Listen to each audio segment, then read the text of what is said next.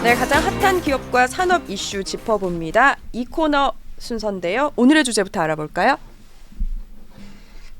네, CES 2025입니다. 안녕하세요, 권혁중 평론가님 모셨습니다. 네, 안녕하십니까. 안녕하세요. 네. 자, 미국 라스베이거스에서 지금 CES 개막을 해가지고 요즘 경제 뉴스 단락을 보면 다 CES더라고요. 맞습니다. 근데 모르시는 분들도 있을 수도 있어요. 막연하게 어떤 건지 잠깐 소개하고 넘어갈까요? 그러니까 세계 최대 가전 전시 네. 라고 보시면 됩니다. 그래서 네. IT 그다음에 가전 기업들이 모두 참여하게 되는 최대 행사라고 보시면 되겠고요. 네. 라스베이거스에서 이제 열리게 되고 이게 의미가 1월 달에 열린다는 게 의미가 있는 거예요. 그러니까 연초에 그쵸. 열리다 보니까 거기에 이제는 한 해에 어떤 기술들이 2025년도 새해 어떤 기술들이 1년 동안 주도를 할까 네. 이거를 이제 볼 수가 있는 거죠. 전망도 좀 되고요. 네, 그래서 이제 모든 가전 IT 기업들이 이 CES에서 본인들의 기술을 선보이게 되고 소비자들은 그 페어에 참여해서 이제는 앞으로 이런 기술들이 세상을 주도하겠구나라는 네. 것도 볼 수 있죠. 그래서 뭐 사상 최대, 그 다음에 최대 규모의 또 가전 전시회다 이렇게 보시면 되고요. CES에서 S가 쇼예요, 쇼. 쇼. 그래서 이제는 한마디로 페어, 네. 뭐 쇼다, 전시회다 네. 이렇게 이해하시면 되겠는데요. 그 의미는 아까 말씀드린 것처럼 기술의 트렌드를 볼 수 있다는 것, 이런 것들이 좀 의미가 있다고 보시고, 그리고 네. 산업 간의 융합도 볼 수 있죠. 그렇죠. 이런 기업과 이런 기업이 서로 말 그대로 이제 연합을 해서 맞아요. 새로운 기술을 이렇게 만들었구나라는 네. 것도 이제 볼 수가 있겠고, 그 다음에 규모 참가 면에서 본다 그러면 이번에 CES 2025가 네. 가장 큽니다. 사실 160여 개국에서 4,500여 개의 기업이 참여했고요. 대규모 행사고 네. 또 한 가지 한국 기업이 한 1,000여 개사가 넘어갑니다. 그래서 항상 최대치 아니에요? 예, 최대치죠. 그쵸. 한국 기업도 거의 뭐 지금 보면은 중소기업 포함해서 1,000여 개 기업이 넘어가다 보니까 그 정도로 이제 많고 그다음에 그 규모가 아까 말씀드린 것처럼 이제는 미국과 중국 이어서 이제 3위 정도가 되고요. 네. 그다음에 14만 명이 참관객으로 이제는 예상이 되고 있거든요. 그래서 지금 계속 수치가 나오고 있는데 그 많은 분들이 궁금하실 거예요. 그러면은 CES가 물론 뭐 참여 기업도 좋고 뭐 말 그대로 네. 그 참가하시는 분도 새로운 기술 보니까 재밌을 텐데 저는 가장 큰 수혜는 라스베이거스시가 아닐까라는 생각을 해봐요. 그건 뭐 당연하지 않을까요? 네, 왜냐하면 여기서 이제 조사를 해봤더니 시가 얻는 경제적 효과가 무려 우리 돈은 2,500억이나 된다고 합니다. 그 정도나 돼요? 예. 생각보다 더 높은 그러니까요. 거네요. 예, 그러니까 사실상 이런 하나의 좋은 전시회 아니면은 이런 페어를 유치함으로써 네. 그 시가 얻는 그 도시가 얻는 파급 효과가 굉장히 크다라는 거죠. 그래서 우리나라도 사실 이런 최대 쇼들이 좀 만들어졌으면 좋겠다는 생각을 하는데, 그러니까 일반적으로 그러면 이게 돈이 어디서 나오느냐? 내가 참가를 한다. 그러면은 일반 이제는 참가비가 네. 우리 돈으로 본다 그러면 한 20만 원 정도가 되거든요. 오, 그러니까 일반 그래요? 참가와 네. 그 다음에 이제는 키노트죠. 네. 한마디로 이제는 키노트도 참여하고 뭐 몇 가지의 컨퍼런스에 참여할 수 있는 이런 네. 것들이 우리 돈은 한 20만 원 정도 되고 여기에서 모든 컨퍼런스를 다 참가하게 되는 표가 있거든요. 네. 이게 우리 돈은 186만 원입니다. 근데 많이 필요하다면 가치가 있을 수도 있겠어요. 같이 있죠. 그러니까 이런 참가하시는 분들이 많다 보니까 이게 참가라는 게 제가 말씀드린 게 기업을 얘기한 게 아니라 일반 분들이 가갖고 참가자들, 네. 예, 가갖고 이제 즐기는 거 그러니까 막대한 사실 수익금이 생기는 거죠. 사실 사업을 많이 준비하는 입장이라면 나라마다 가는 게 아니라 한 번에 가서 다 볼 수 있으니까 맞아요. 사실 180만 원이면은 네. 너무나 저렴하게 좋은 기술들을 보는 건데 맞습니다. 보니까 지난해에 이어서 올해도 화두는 AI예요. 네. 아무래도 뭐 산업계에 그렇기는 하지만 주제가 다이브인이던데 네. 이게 뭐 가정과 좀 연관 지어질 수 있는 건가요? 그렇죠. 이게 사실상 AI잖아요. 네. AI가 이제 주도가 되는 건데, 그럼 작년까지만 해도 AI에 대해서 네. 어떻게 하면 일상생활에 투입이 될 수 있을까? 이게 이제 가장 화제였다 그러면 이제는 2025 같은 경우에는 이제 네. 다이브인 말 그대로 이제 빠져드는 겁니다. 네. 몰입되는 거고 우리 일상생활에 AI가 적용이 돼서 어떻게 더 확장할 수 있느냐 이거를 이제 보여준다는 거죠. 이게 슬로건을 준비했는데 네, 맞습니다. 보니까 그 말씀하신 흐름이 좀 보이네요. 맞아요. 그래서 Beyond the Everyday라든지 네. 계속 쭉 오고 있잖아요. 네. Be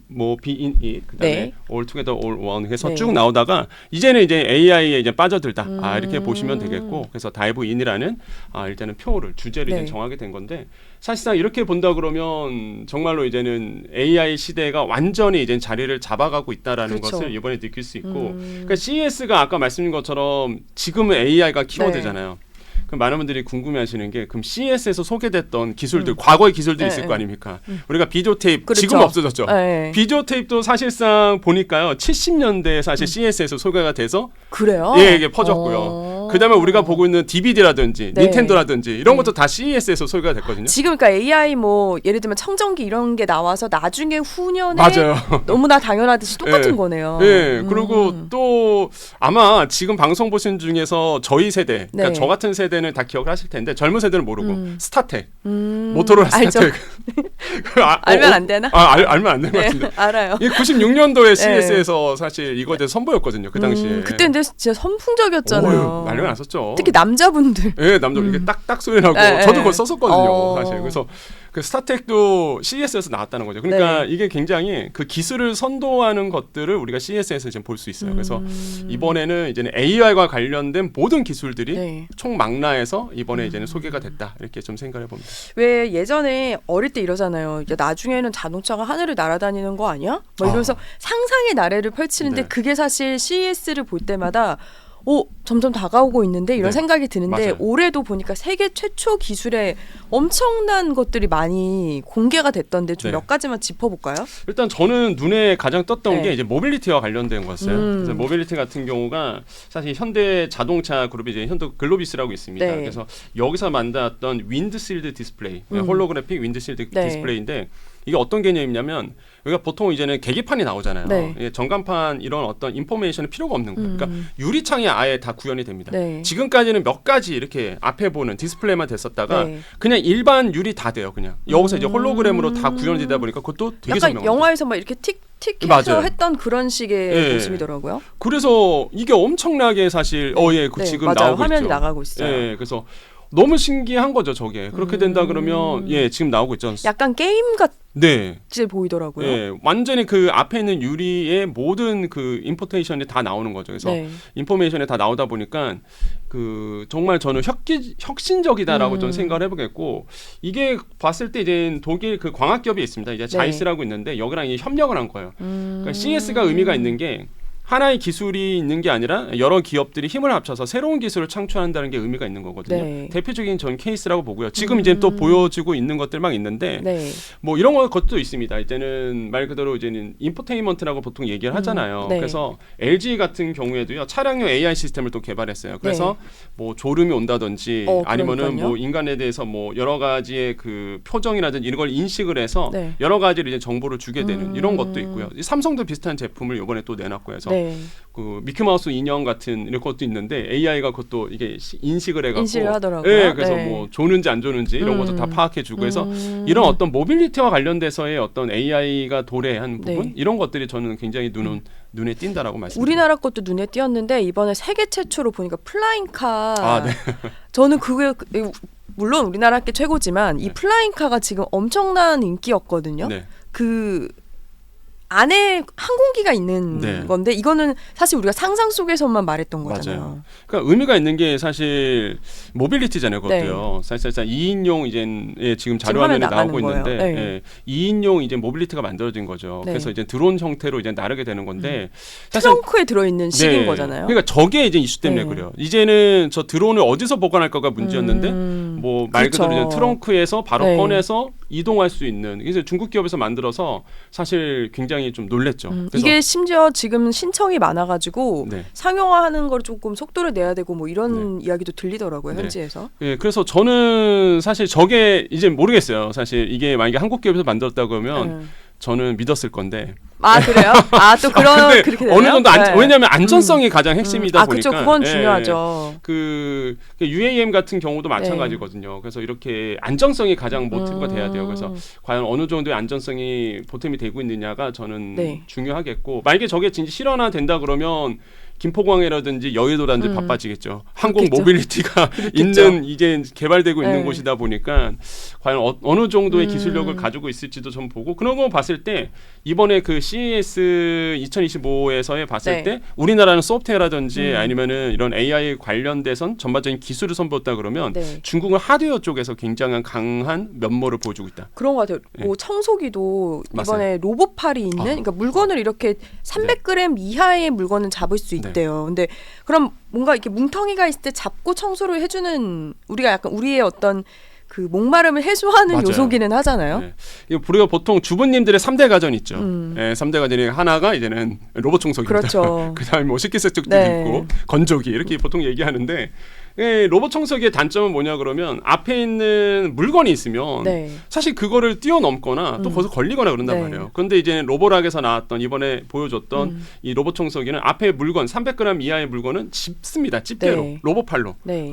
옆으로 옮겨놔요. 그래서 와 이런 것들을 봤을 때에 우리가 일상생활에서 정말로 좀 필요했던 것들, 이건 네. 좀 불편해 이런 것들을 다 해결해주는 어떤 이런 모습들도 보여주고 있다는 거죠. 그래서 중국이라든지 뭐 각국 나라들이 특징적인 게 이런 데서 좀 보여지지 않을까 좀 생각을 해봅니다.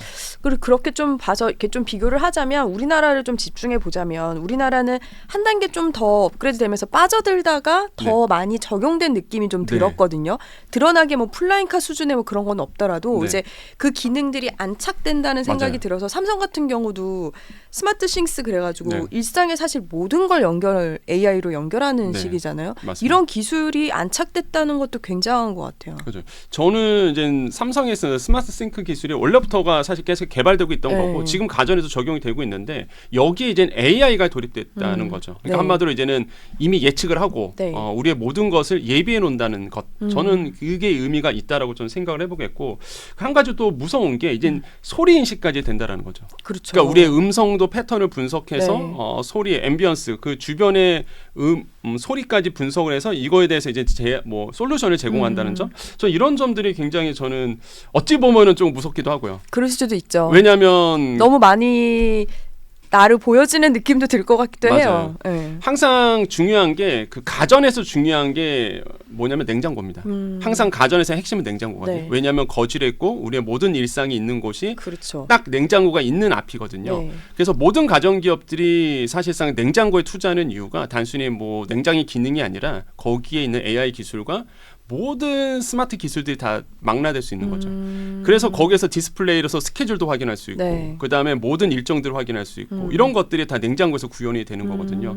디스플레이 같은 경우에도 마찬가지죠. 화면을 보고선 안에 뭐가 들어있는지 뭐 유통기한도 볼 수 있고요. 그것도 다 AI가 이제는 그렇죠. 다 보여준다는 거죠. 네. 이런 것들을 봤을 때 세상이 이렇게 변하고 있다. 그래서 저는 요즘의 기술을 보면 깜짝깜짝 놀랍니다. 특히 삼성과 LG 같은 경우가 일상으로의 AI거든요. 너무 당연하게 들어와서 제 놀랍기도 해요. 네, 그래서 일상에서의 AI가 활용될 수 있도록 지금 구현이 되고 있다는 것이 저는 굉장히 놀랍고 그래서 저도 이제 사실상 뭐 가전 쓰잖아요. 네. 그럼 편리해요, 진짜. 뭐 그쵸. 스마트폰에서 다 되고 모든 것들이 다 컨트롤이 가능하고 그러다 보니까 이제는 AI가 말 그대로 제한까지 해준다는 네. 점이 저는 좀 매력적인 것 같습니다. 오늘 보도들이 좀 나오고 있는데 CES 하면 사실 삼성, SK, LG 한국이 사실 메인홀에 있기도 하고 네.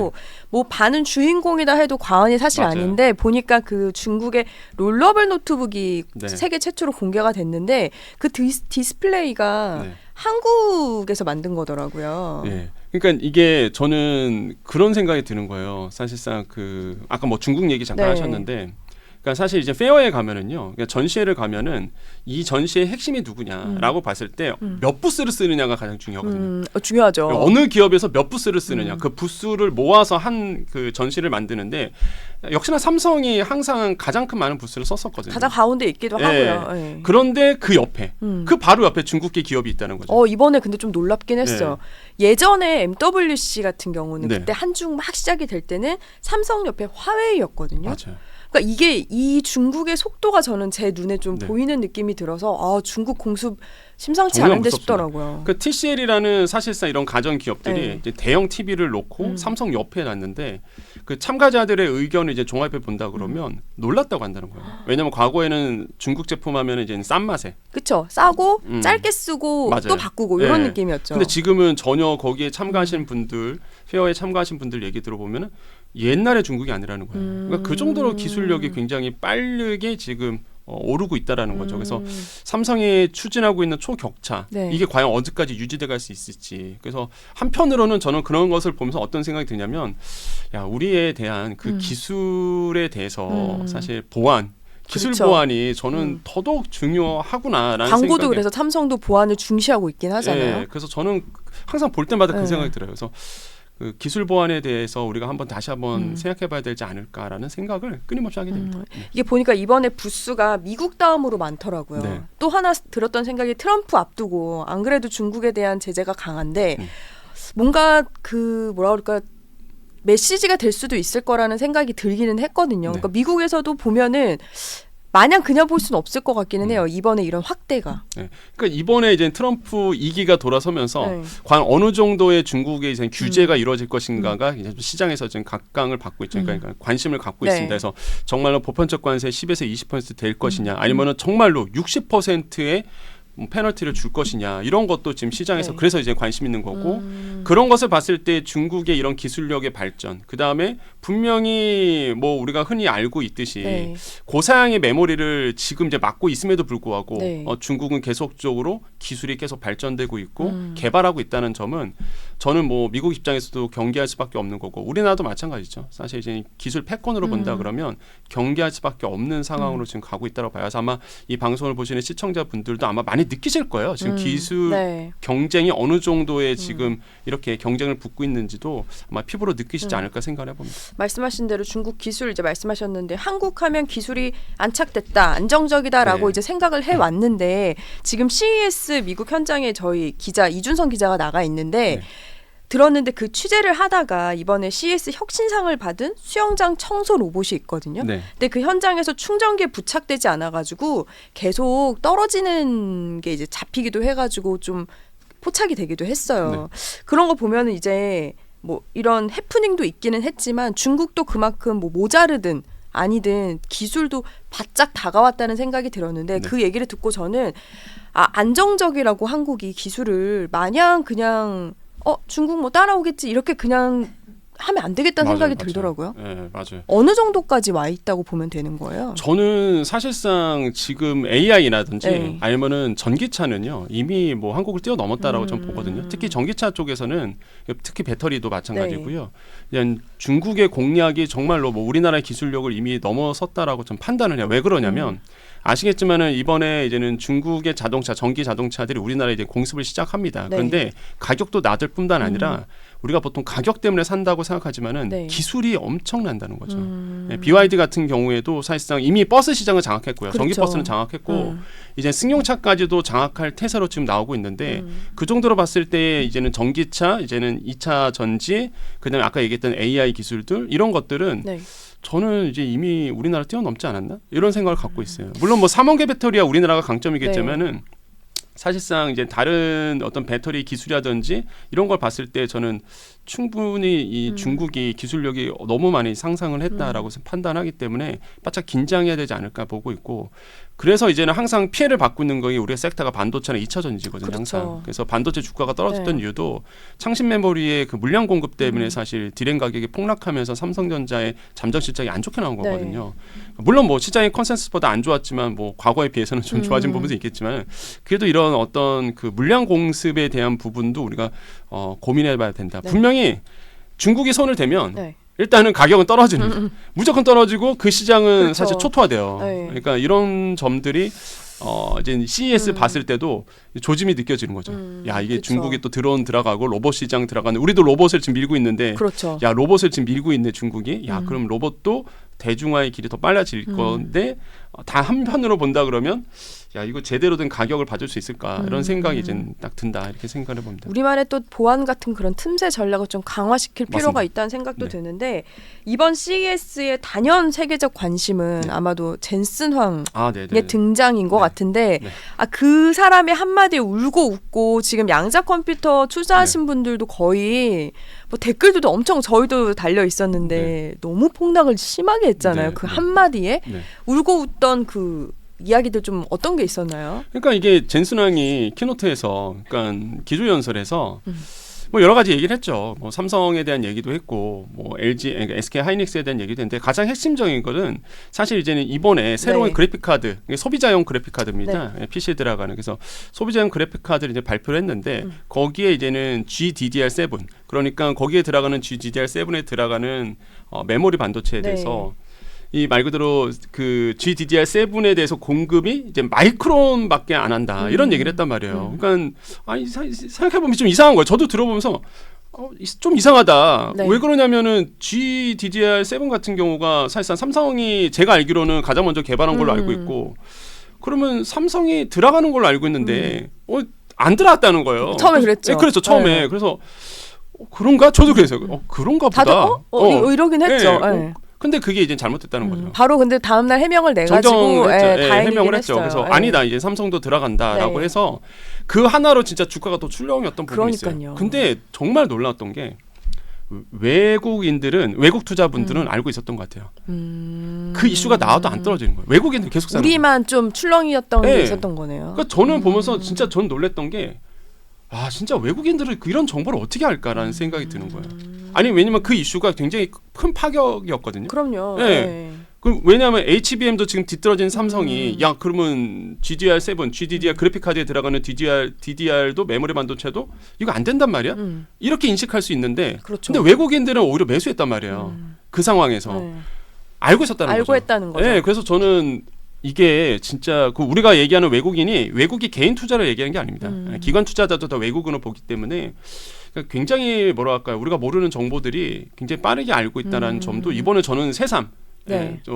차트를 보면서 느껴졌어요. 그래서 이런 점들이 물론 일종의 해프닝이었지만 뭐 개인 주주들에게 큰 영향을 줬고 그래서 일각에서는 누리꾼들이 이런 말씀 하더라고요. 삼성하고 악연이 있나 보다. 일부러 그런 거 아니냐. 일부러 그런 거 아니냐. 왜냐면 모를 리가 없지 그렇죠. 않나? 이 생각이 들잖아요. 근데 이제 최태원 회장이 그런 얘기를 했어요. SK 최태원 회장이 모를 수도 있다. 본인도 SK의 모든 그것들을 다 알 수 없기 그럴 수는 때문에 있긴 하죠. CEO 예, 입장에서는. 그래서 예. 이거는 뭐 모를 수도 있고 그 디테일한 것까지 어떻게 알냐 CEO가 이런 얘기를 하셨는데 뭐 일리는 있습니다. 뭐. 최태원 회장 얘기하셨는데 이번에 또 하나 이제 유시됐던 게 젠슨 항이 네. 만나기도 전에 네. 나 최태원 회장 만날 거다 이렇게 하면서 기자들도 난리 나고 왜냐면 네. 공지가 된 게 아니었기 때문에 저희 그 이준성 기자도 네. 새벽부터 취재를 해가지고 있을 만한 공간에 계속 새벽부터 서 있었거든요. 네. 근데 이 둘의 만남이 저는 굉장히 시대가 달라진 메시지로도 보였고 네. 그리고 최태원 회장이 그 기자 간담회 들고 와가지고 이렇게 돌면서 부스를 네. 팔고 왔어요. 그러면서 유리 기판을 드셨거든요. 그러니까 이것도 시장에 굉장한 영향을 주는 거 아닌가요? 그러니까 이게 젠슨 왕과 그다음에 최태원 회장은 아시겠지만 사실 과거부터 이제 밀월 관계였잖아요. 네. 사실 HBM, SK의 HBM에 대해서 전량 납품하는 게 또 엔비디아이기도 하고 그렇죠. 그러다 보니까 밀월 관계 있고 항상 우리가 이제는 주가에 영향을 미치는 게 이런 거였어요. 최태원 회장과 젠슨 왕이 만났냐 안 만났냐 그쵸. 이거였는데 네. 이제 마른다 그러면 장애 주가의 호재로 작용하게 되고 우리가 뭐 정영진 회장이 도널드 트럼프 대통령을 대통령 그러니까 네. 지금의 대통령 당선인은 당선인. 네. 만났냐 안 만났냐에 따라서 주가가 출렁인 것처럼 네. 똑같이 최태원 회장이 젠슨 왕을 만났냐 안 만났냐에 따라서 주가가 이제 출렁인다는 거죠. 그래서 이번에도 좋은 흐름을 저는 이어갈 거라고 보고 있고요. 네. 아마 HBM 이슈는 계속적으로 SK 하이닉스에 대한 호재로 작용할 수 있다. 이게 또 이번에 CES에서 확고히 됐다라고 좀 판단해 봅니다. 그럼 마지막으로 진짜 하나 이번 CES를 기점으로 해서 네. 투자할 만한 혹은 그리고 한국 기업의 주가에 어떤 영향을 줄 수 있을까요? 저는 양자 쪽은요. 네. 이번에도 좀 핵심이 또 CES에서 양자였어요. 네. 그러니까 양자는 사실상 젠슨 왕이 얘기하면서 한 30년 후에 늦으면 네. 30년 빠르면 15년이라고 얘기해서 완전 폭락했었거든요. 네, 네. 주가가 40%까지 한 번에 빠지기도 했었는데 네. 미국 같은 경우가 그 양자에 대해서 뭐 변동성은 굉장히 심해진다. 근데 하지만 저는 역시나 이번 그 CES에서 컨퍼런스가 열릴 네. 정도로 양자에 대한 관심들이 뜨거워지다 보니까 저는 뭐 변동성이 있겠지만 장기 투자해 볼 만한 것들이다라고 좀 보고요. 뭐 AI는 이미 지금 그쵸. 네. 했기 때문에 AI는 여전히 좋은 흐름으로 이어갈 걸 보고 이번에 좀 CES에서 관심을 안 갖고 있는 부분이 있는데 헬스케어 부분이거든요. 헬스케어, 네. 헬스케어 부분도 굉장히 잘 나왔어요. 이번에 기술들 보니까 맞아요, 많더라고요. 너무 놀랍더라고요. 네. 그래서 저는 헬스케어 쪽도 가능성이 굉장히 높다. 그래서 만약에 CES와 관련된 수혜주를 뽑는다 그러면 AI, 그 다음에 헬스케어, 그리고 양자컴은 뭐 의견이 갈리겠지만 전 장기적으로 봤을 때는 여전히 이제는 가치가 있다. 왜냐하면 300% 이상 뛰었는데 지금 40%가 한 번에 빠졌다고 해서 그게 빠진 건 아니거든요, 네, 사실. 그쵸. 그래서 저는 양자컴에 대한 모멘텀은 역시나 좀 살아 있다. 저는 이렇게 생각해 봅니다. 알겠습니다. 좋은 말씀 감사합니다. 권혁중 평론가님이었습니다. 감사합니다. 네, 감사합니다.